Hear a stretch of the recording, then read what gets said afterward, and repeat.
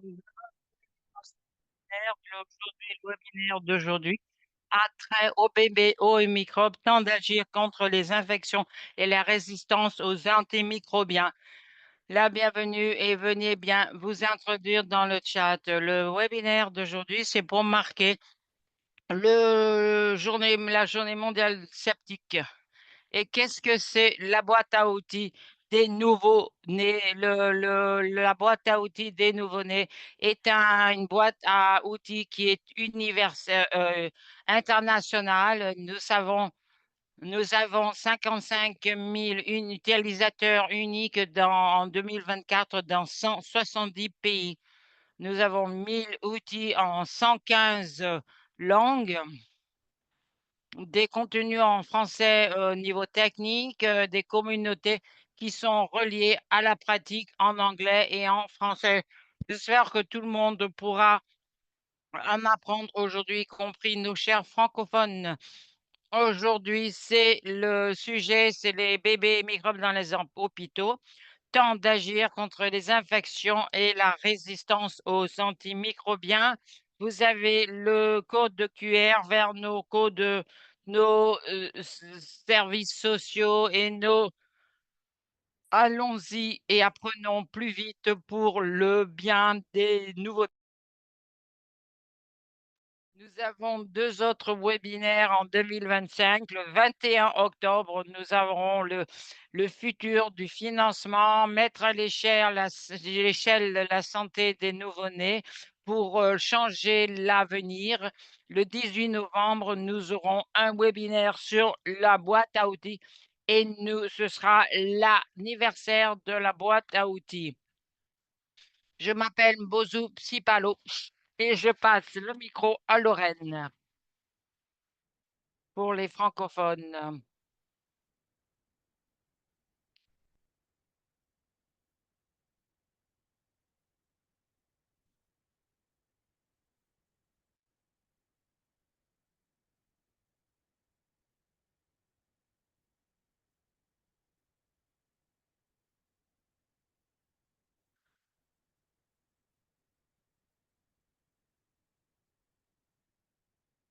Putain.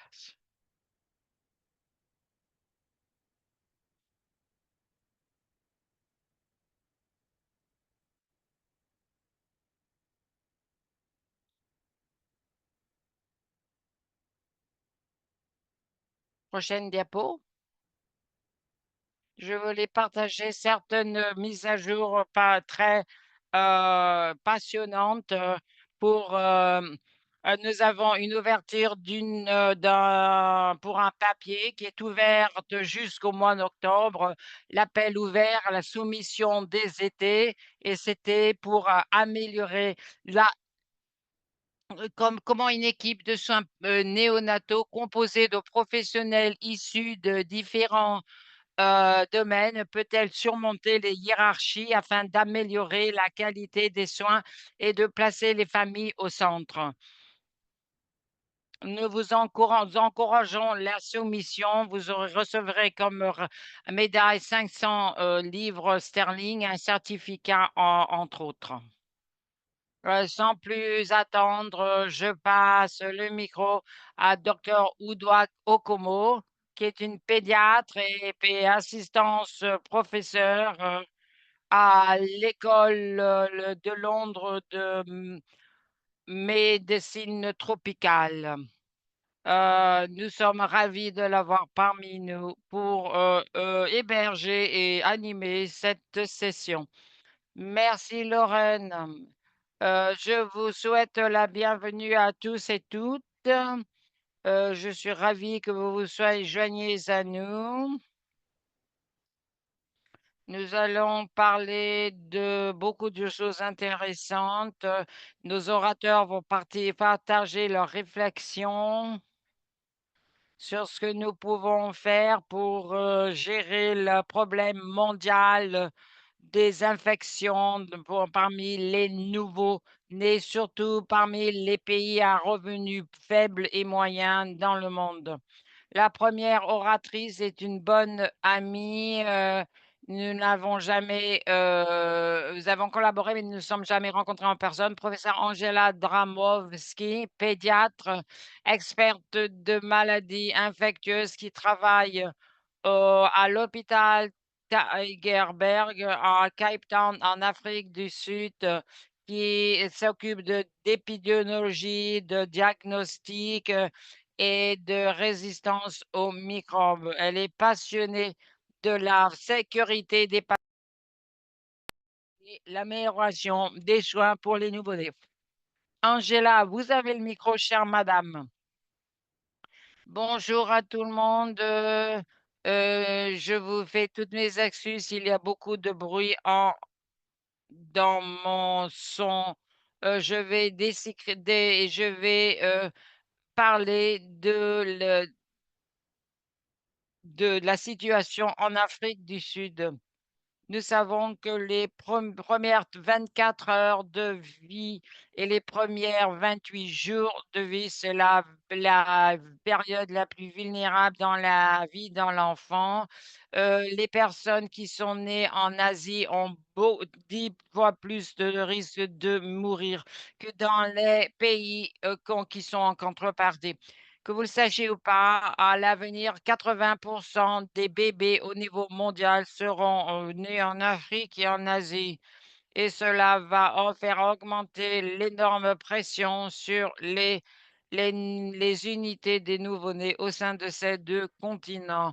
Malheureusement, nous avons 2 millions de morts néonatales annuellement et 95% dans les pays à revenus faibles et moyens. Et il y a 0% de baisse dans le continent africain. L'infection néonatale reste une cause de décès principale, responsable de plus de 3 millions d'infections sérieuses et 700 000 décès. Dans des unités néonatales, beaucoup d'efforts ont été faits pour empêcher les morts prématurées, de prématurité et d'asphyxie, mais les taux de mortalité dus à la septie ont redoublé. Et ceci a été vu par nos collègues en Ouganda. Dans une autre étude fascinante d'Afrique du Sud, dans la plus grande unité néonatale du pays, la mortalité néonatale a été fait l'objet d'une enquête. Ils ont pu démontrer jusqu'à 70% des bébés dont on pensait qu'ils avaient été morts dû à des complications de prématurité, mais la cause immédiate du décès était le manque d'oxygène. Pourquoi nos bébés sont-ils de plus en plus vulnérables à l'infection? C'est lié à l'immunité qui n'est pas mûre, la peau et les obstacles à la digestion. Et les expositions aux soins de santé, beaucoup de bébés reçoivent des antibiotiques qui ne sont pas nécessaires, des dispositifs, et c'est parmi les bébés qui restent à l'hôpital pendant très longtemps. Donc, il y a aussi l'environnement, équipement partagé, de pauvres méthodes de nettoyage et beaucoup de donneurs de soins, des manutentions fréquentes et ce genre de choses. L'acquisition de pathogènes parmi les mères et les nouveau-nés, divisés en transmission verticale de la mère à l'enfant, qui résulte en septique précoce décrite en tant qu'infection qui apparaît pendant les premières heures de l'année dans un environnement avec de l'eau contaminée, pauvre hygiène et mesures sanitaires, contact avec des sources alimentaires contaminées, trop d'usage des antibiotiques et prescription d'antibiotiques et beaucoup de haut taux de ESBL parmi les femmes enceintes d'Afrique, 17%, et des surfaces contaminées. Euh, la septique néonatale est transmise de façon horizontale à l'enfant par les donneurs de soins de santé, l'environnement de l'hôpital et l'environnement et l'équipement.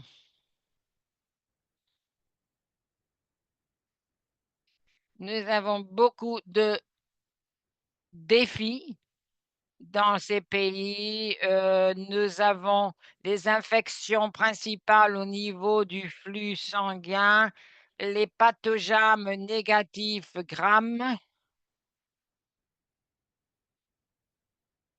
et en même temps, nous avons un niveau en augmentation de résistance à l'antibiotique.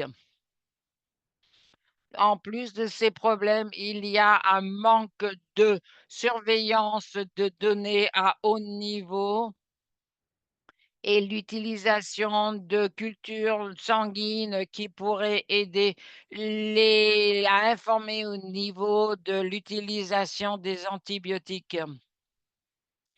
Le profil des pathogènes change qui mène à un grand problème qui s'appelle bug-drug mismatch, c'est-à-dire une réponse discordante.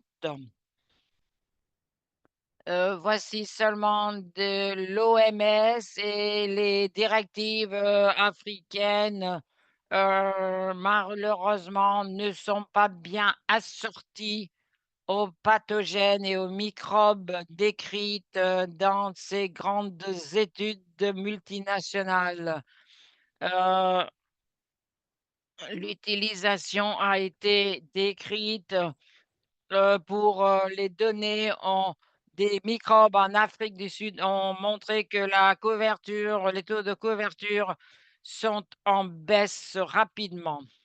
L'impi- L'impact de ce manque d'accord entre ces éléments euh, résulte au fait que la mortalité est 3 fois plus élevée pour les bébés en question.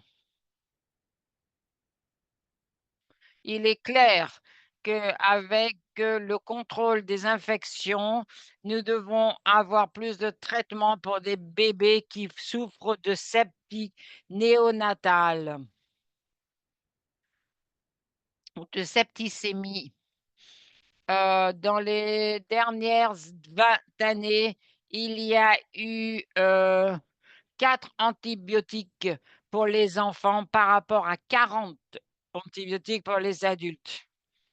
Il y a eu plusieurs essais d'antibiotiques qui ont commencé l'année dernière et certains récents. Vous avez l'essai Néocep qui comprenait 3000 nouveau-nés pour donner une note et évaluer des régimes, nouveaux régimes contre la septicémie néonatale. Il est de plus en plus évident que si nous voulons réaliser les ODD pour la survie des nouveau-nés, nous devons gérer le problème de la résistance d'antibiotiques qui est crucial pour pouvoir améliorer l'état des nouveau-nés. Euh, de- de-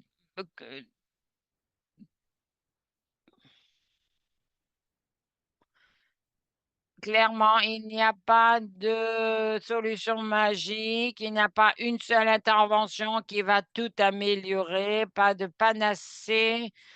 Nous voulons prioriser la solidification des soins maternels nouveau-nés, améliorer la surveillance de l'infection faire la promotion d'éléments antimicrobes, améliorer les diagnostics de la septicémie néonatale et de la résistance aux microbes et investir pour accélérer la découverte d'antibiotiques de essai et d'accès.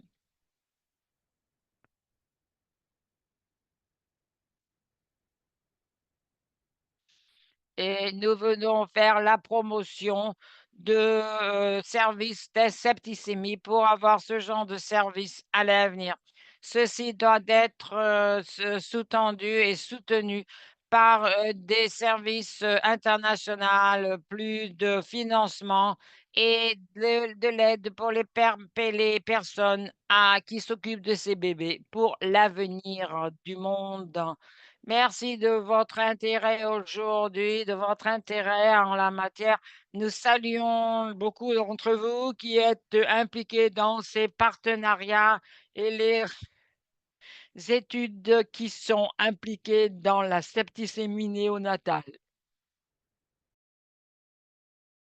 Merci beaucoup de ce magnifique discours, Angela, et de souligner les défis auxquels nous faisons face et les solutions.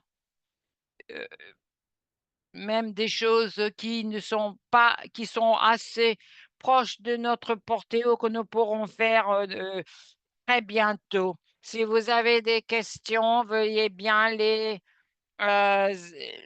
afficher en bas de votre écran et vous avez quelque chose qui s'appelle Q&A, poire aux questions.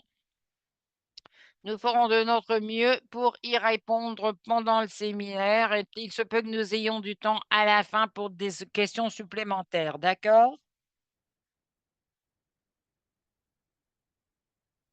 Maintenant, notre magnifique Lorraine va parler des activités dans ce sujet. Et Lorraine est une infirmière pédiatrique et elle est la co-directrice de gestion de connaissances et pour la boîte à outils des nouveau-nés. Et dans les pays, elle travaille pour NES 360 et LSHTM. Lorraine, vous avez le micro, ma chère amie.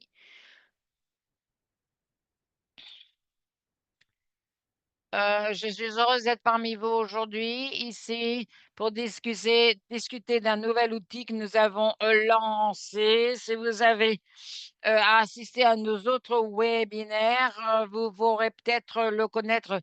L'objectif de la voie d'action, c'est pour aider les personnes qui sont à la ligne de front des soins pour les nouveau-nés. J'espère que vous allez aimer tout ceci et le trouver très utile. Et alors, ces possibilités sont à la disposition de toutes les personnes impliquées dans ce secteur. Donc, vous avez un ensemble assez semblable qui en couvre ces domaines clés. Les voies d'action concernent pourquoi est-ce que la détection de l'épidémie est importante, qu'est-ce que nous voulons voir dire par les épidémies, qui est nécessaire à ceci. Je vais brièvement parler de ces étapes clés pour vous donner une idée de ce qui est impliqué dans le plan d'action et les voies d'action. Qu'est-ce qui définit les infections, les épidémies, les pathogènes de bactéries communes et les sources communes d'infections de pathogènes et d'épidémies dans les unités néonatales.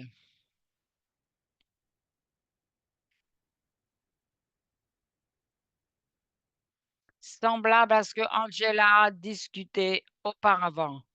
Prochaine diapo. Prochaine étape qui se trouve sur le plan de l'équipe d'action de les patients, les donneurs de soins au centre. Vous avez l'équipe de réaction à l'équipe de réaction à l'épidémie, les parties prenantes des établissements de santé et de nos niveaux de système.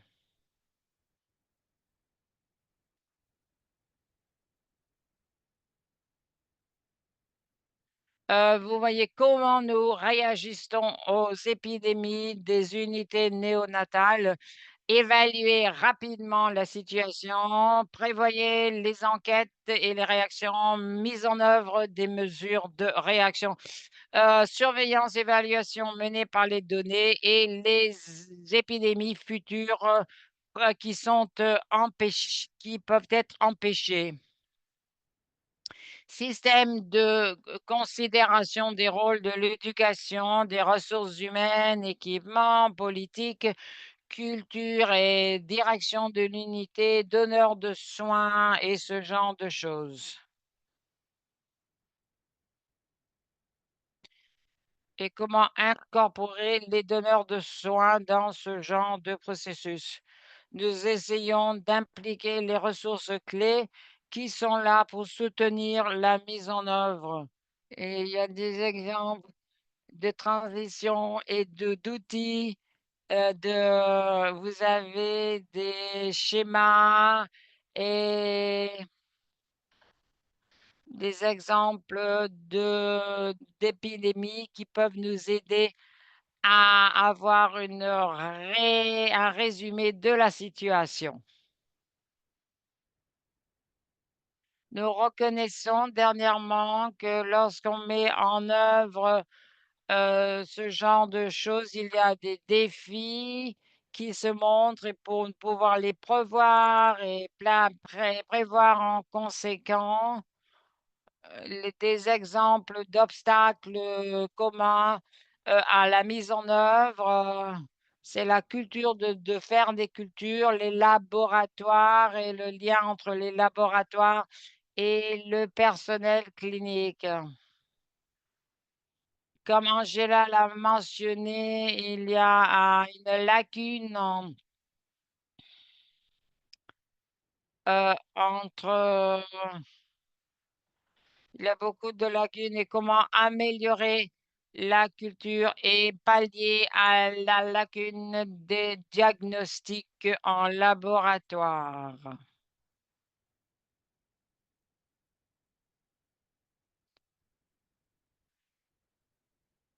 Je veux conclure sur ce que chacun d'entre nous peut faire cette semaine.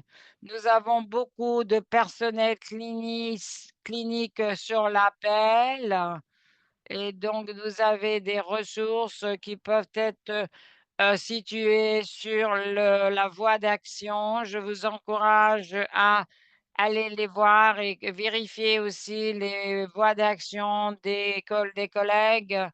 Donnez-nous vos rétroactions et vos réflexions.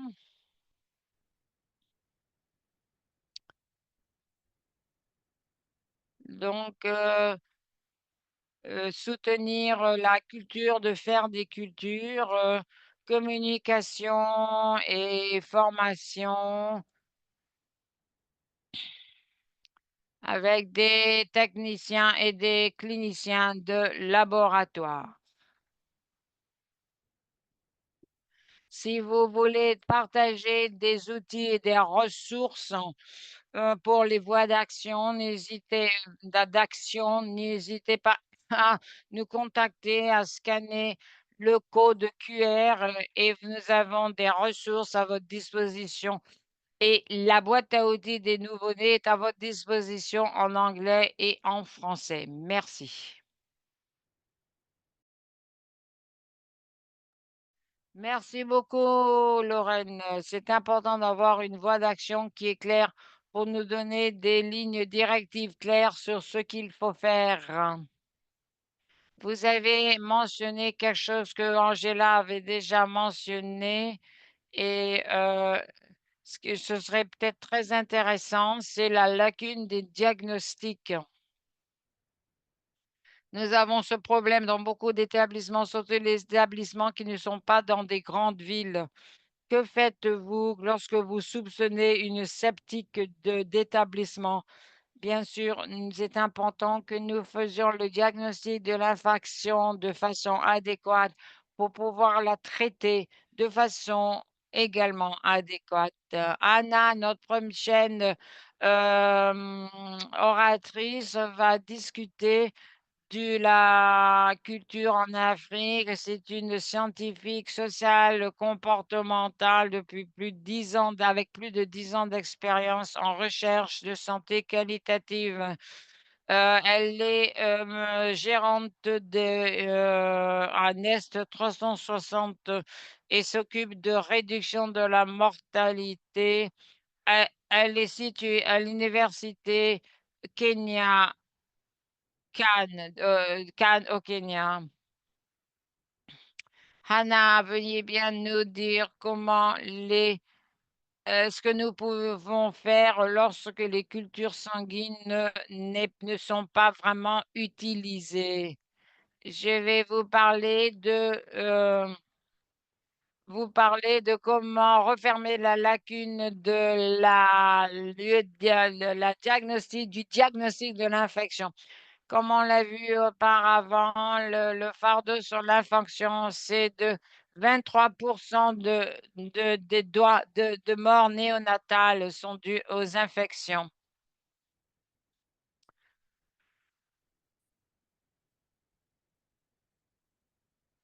Nous avons euh, une déclaration de l'OMS de à quoi on nous attend.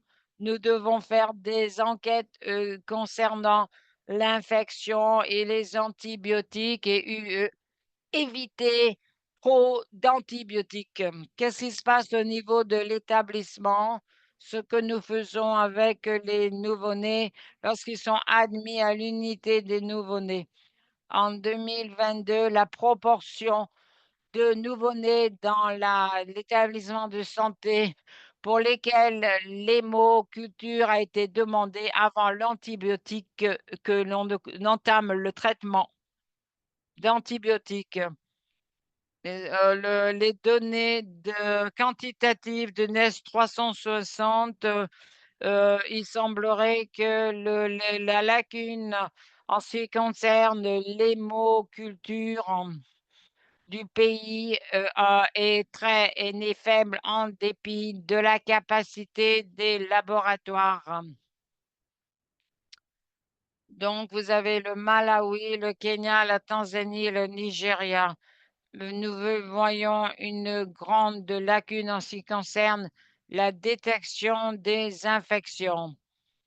Il y a beaucoup de variations au niveau des établissements de santé. Certains ont une très haute détection de l'infection et d'autres très faibles.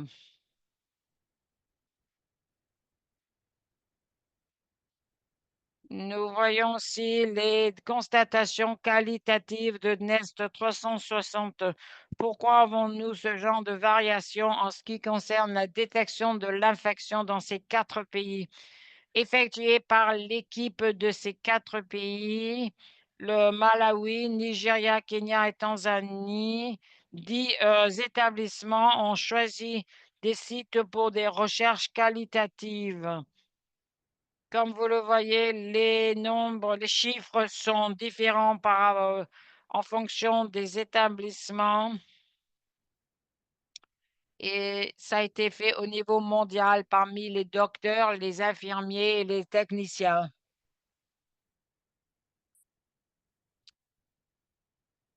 En ce qui concerne la détection de l'infection, nous allons continuer à analyser les données et donner des rétroactions pour donner ceci aux parties prenantes, pour nous assurer que on pallie à cette lacune et que nous avons une action identifiée.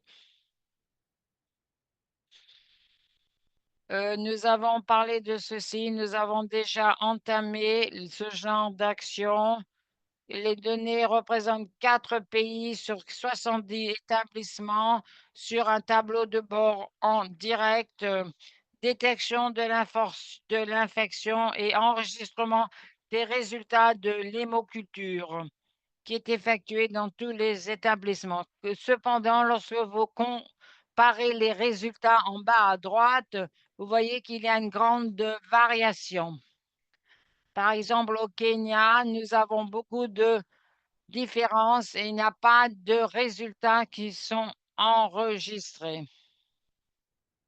La question, c'est qu'est-ce qui arrive au résultat de l'hémoculture? Est-ce qu'on s'en sert pour prendre des décisions? Nous regardons les données dans les 4 pays, les 70 établissements, en comparant l'utilisation des antibiotiques et par rapport à l'hémoculture. C'est presque 100% dans chaque pays, mais en comparant ça avec les bébés sous antibiotiques, ce n'est même pas 50%. Comment est-ce que ces bébés peuvent avoir des antibiotiques sans hémoculture? Voici les hémocultures néonatales, un processus de collaboration.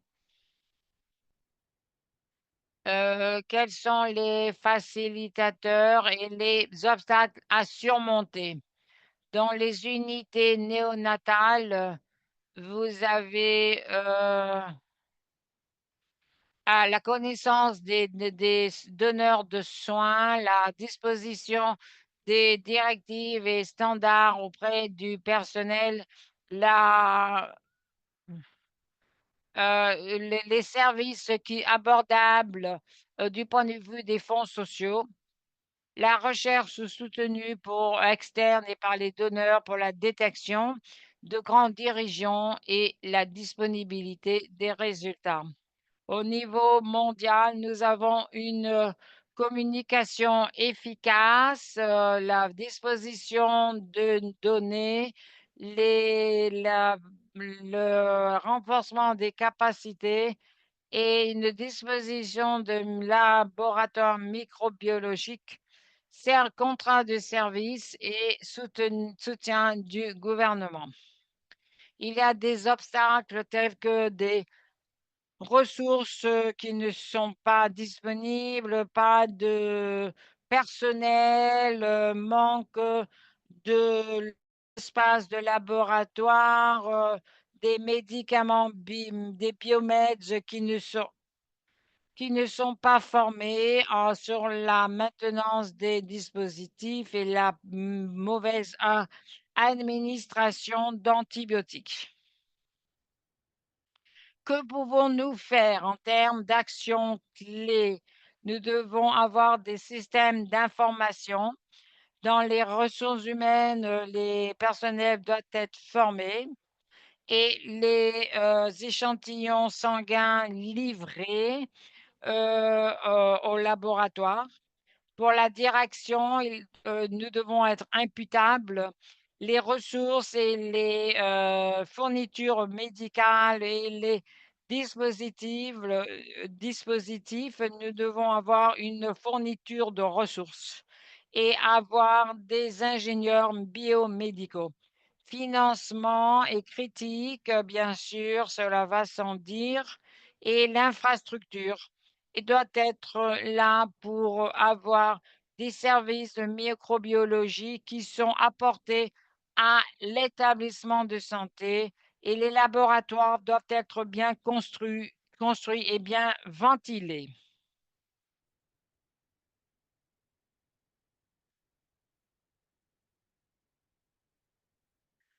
Alors, quelles sont les actions clés que nous pouvons faire? Nous devons nous assurer que d'assurer que le personnel est formé, les échantillons sont issus avant les antibiotiques et promotion d'une culture d'analyse de données, utilisation, interface, collecte ponctuelle des échantillons des prélèvements sanguins et au laboratoire, les ingénieurs biomédicaux sont formés et à souligner le travail en équipe.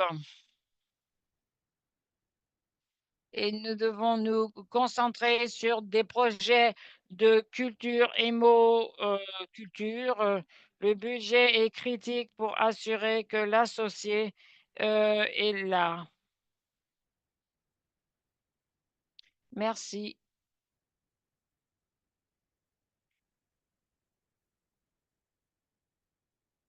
Merci, Anna, de parler de tout ceci. Pouvoir établir des cultures et des hémocultures dans tous les hôpitaux est difficile, mais quand nous en serons à la session de foire aux questions, nous aurons peut-être le temps de nous y pencher. Notre dernier orateur est le cher docteur Ramesh Agarwal, un pédiatre à New Delhi où il gère la section des nouveau-nés. Il est très actif pendant les 2 décennies précédentes à la recherche clinique et les politiques. Il a aussi établi le réseau de septicémie néonatale indienne. Docteur Amer Ramesh Agarwal, vous avez le micro.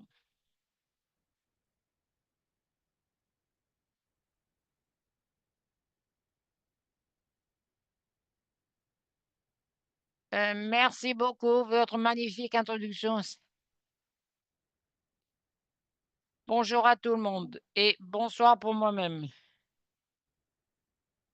À tous les participants en ligne. Je vais parler des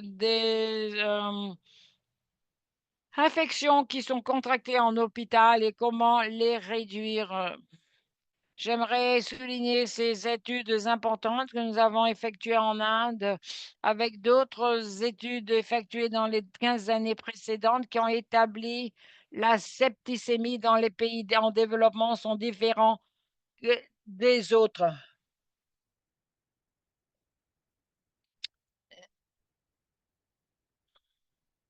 Ces 2 études ont souligné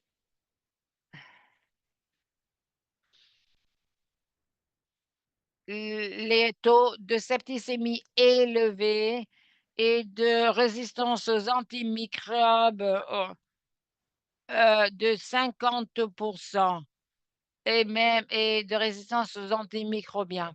Et donc, c'était remarquable les constatations effectuées.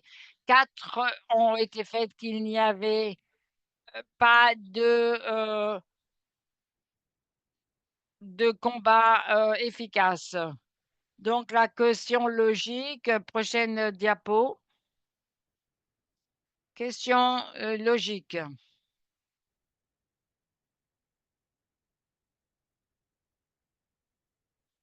Pouvons-nous déduire les taux de septicémie et l'utilisation d'antibiotiques parce que la résistance aux antimicrobiens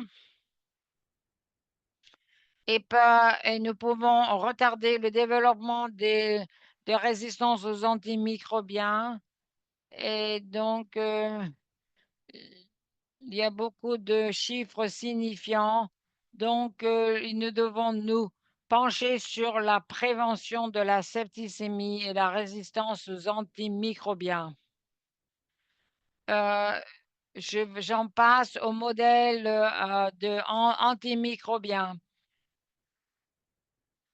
Nous faisons ceci depuis 40 ans et nous avons maintenu des taux de septicémie bas et de résistance aux antimicrobiens. Donc, il y a bien sûr un haut taux de naissance.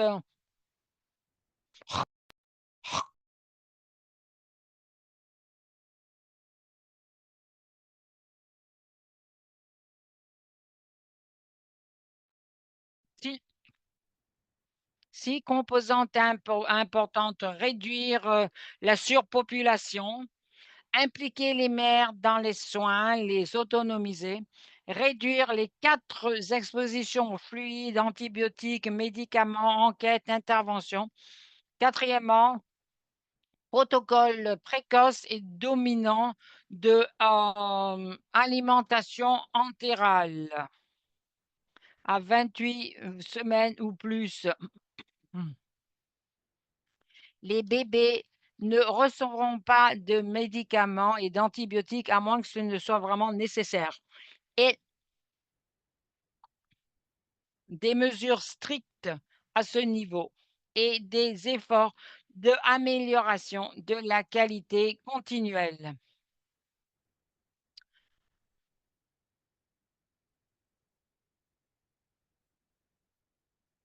Voici une étude qui va être publiée. Il n'y a pas vraiment une grande réduction de mortalité en 1984, 85, quand nous avons commencé à mettre en œuvre ce paquet. Donc, ça est même tombé en dessous de 25. Il y a eu beaucoup d'autres mesures. Le programme de septicémie a commencé, qui a solidifié les mesures de septicémie qui ont graduellement résulté à la baisse des taux de mortalité au fil du temps. Et après, la mortalité a réaugmenté.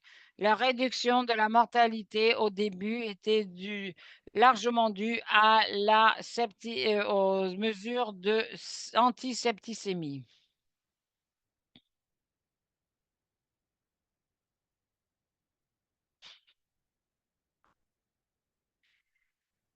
Prochaine diapo, s'il vous plaît.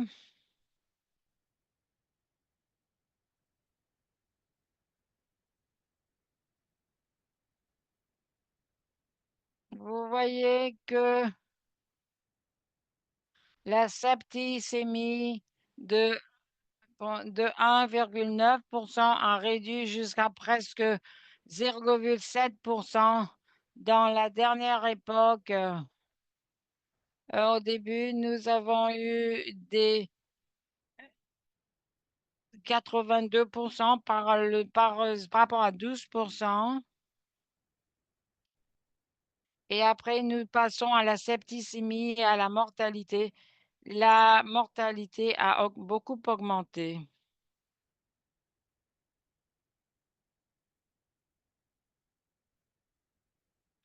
Je vais partager avec vous quatre histoires basées sur le modèle antimicrobien et les personnes qui ont fait l'objet de formations. Moi-même, je travaillais en tant qu'enseignant pour l'unité des nouveau-nés à New Delhi, dans l'État de Rajasthan. C'était une unité très utilisée, beaucoup de bébés et pas beaucoup de ressources. Nous avons mis en œuvre ceci.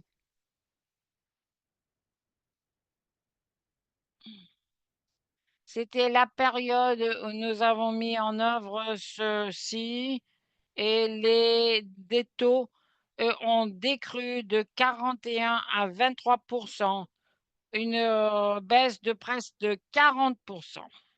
Vous regardez les taux de survie entre 1 et 1,5 a amélioré de 21% à presque 60%.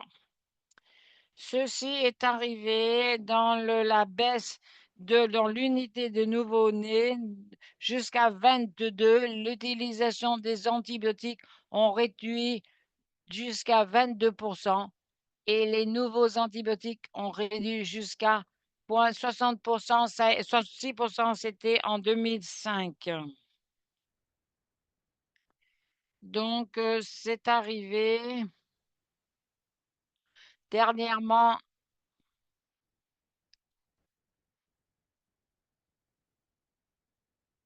Donc, il y avait une réduction de 70,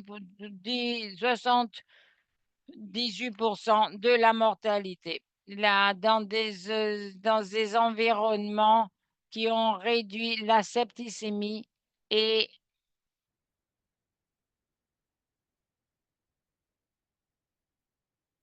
voici la deuxième histoire. La deuxième histoire, c'est un autre État, environ 70 kilomètres de Delhi.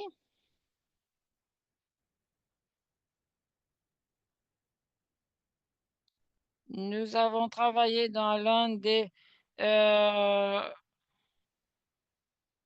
niveaux et l'utilisation des antibiotiques était plus élevée, qui ont trouvé une politique simple d'antibiotiques, algorithme du fait que les diagnostics n'étaient pas disponibles et l'ont mis en œuvre pour former et faire des partenariats. Ce que nous avons découvert, c'est que pendant une période de temps, le taux d'utilisation des antibiotiques a réduit de presque 50 à 35%. Ceci est arrivé pendant quelques mois. Cette expérience était faite répétée dans d'autres établissements et l'utilisation a réduit de 50 à 15%, 40 à 27 et 53 à 27%, pendant que les antibiotiques étaient utilisés de la même façon dans d'autres établissements. Ceci est arrivé de juillet à décembre. Prochaine diapo. Prochaine histoire, c'est dans le sud, dans l'état de Karnataka. Il a fait une approche pour mettre en œuvre euh, les paquets qui a ciblé l'augmentation des intraveineuses. Ils ont pu réduire l'utilisation d'antibiotiques de 85%. De 85% jusqu'à 27%. Donc, et ça a été soutenu, même après 6 mois de l'intervention. Vous voyez l'utilisation du fluide intraveineux était utilisée. Là, le quatrième histoire, c'est l'expérience Nalgonda.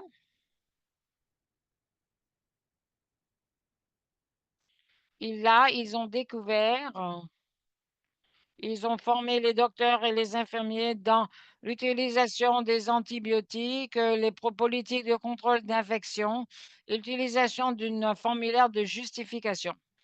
Et il fallait s'assurer que le formulaire de justification était mis en œuvre et les pratiques étaient renforcées. Les résultats ont été très importants. La consommation d'antibiotiques a décru de 22% à 5,8% et ça a été soutenu. Le taux de survie a augmenté de 19% à 87% et le taux de mortalité a réduit de 6 à 2%.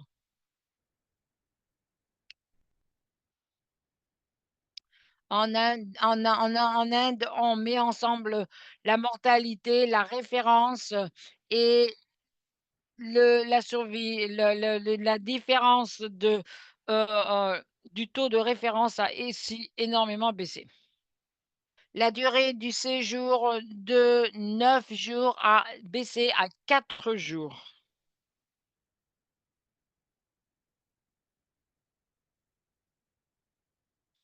Je veux souligner que ceci marche très bien. La clé au succès est l'engagement de la direction.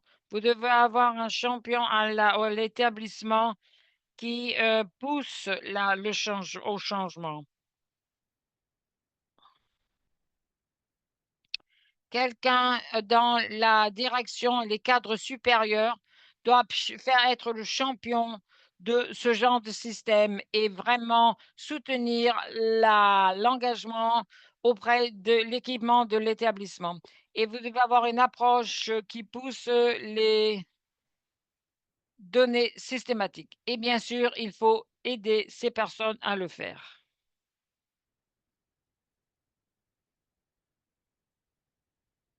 Je conclus ma présentation avec ces deux messages clés.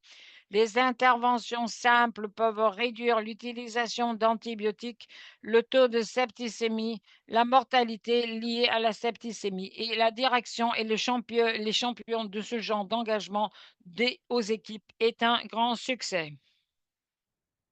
Merci beaucoup, cher docteur. Ça a été une présentation magnifique.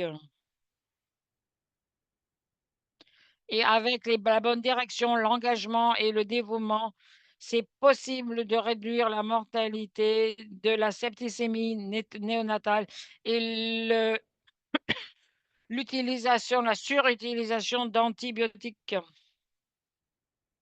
Voici Sally Ellis, qui est la dirigeante de projet pour le GARD, le programme des antibiotiques pour enfants, responsable de la gestion des activités cliniques en se concentrant sur l'amélioration des traitements pour les infections néonatales.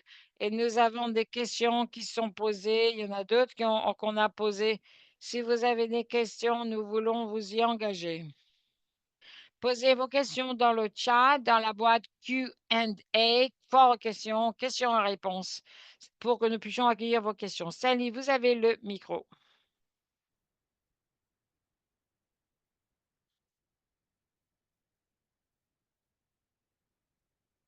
Merci de votre présentation. Merci aux présentateurs.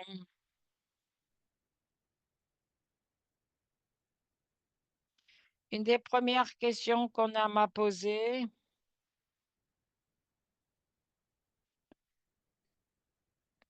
parfois ceci peut être poussé aux infections.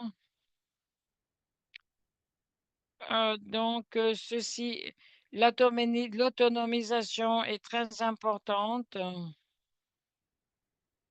Ceci est aussi pertinent et important de s'engager avec toutes les familles pour s'assurer qu'elles sont impliquées dans le processus.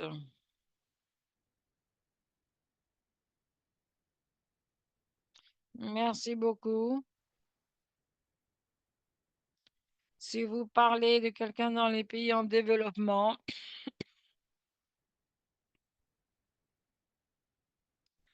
ceci est pris pour acquis. Mais dans les unités néonatales des pays à revenus faibles et moyens, ceci n'est pas le cas. La famille doit être considérée comme le partenaire. Une fois que vous avez ceci, vous avez un système où les mères et les membres de la famille sont impliqués dans l'unité et sont formés peu à peu pour suivre les bébés, faire les mesures de septicémie. Chaque famille fait ce processus et ceci est fait de façon empathique auprès de l'équipe. Merci beaucoup. Angela veut peut-être donner leur point de vue au niveau africain, de Afrique du Sud. Merci beaucoup de la question. Donc, quand on travaille à la Princesse Marina, l'hôpital Princesse Marina, nous avons le prévention et le contrôle mené par la famille de l'infection. Ceci autonomise la famille qui est auprès de patients d'être des champions actifs pour les nouveaux-nés. Il y a des études qui ont été montrées le succès de la famille pour influencer les taux de conformité à l'hygiène. Et elles peuvent aussi améliorer la conformité à l'hygiène des mains. Donc, et nous avons un environnement qui s'appelle presque propre. C'était aussi une étude qui a un aspect à impliquer les maires qui étaient partenaires pour faire dépoussiérage et nettoyage de l'unité où le bébé était impliqué, tels que les incubateurs et les autres choses et pour encourager l'hygiène.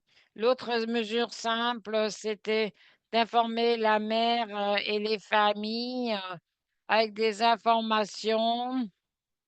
Il y a des exemples de fichiers d'information et pour expliquer comment l'infection est transmise au bébé hospitalisé. Ces informations peuvent aider les familles à améliorer leur pratique de nettoyage. La partie la plus critique, c'est qu'il va y avoir un changement de culture au sein des unités néonatales et des fournisseurs de soins auprès des nouveau-nés pour considérer les familles en tant que partenaires. Donc, pour passer, montrer ceci et la possibilité de faire des hémocultures et pourquoi ce n'est pas fait souvent, pensez à comment est-ce possible d'améliorer l'hémoculture pour le lier aux parents du patient. Peut-être que Rana, vous pouvez nous le dire.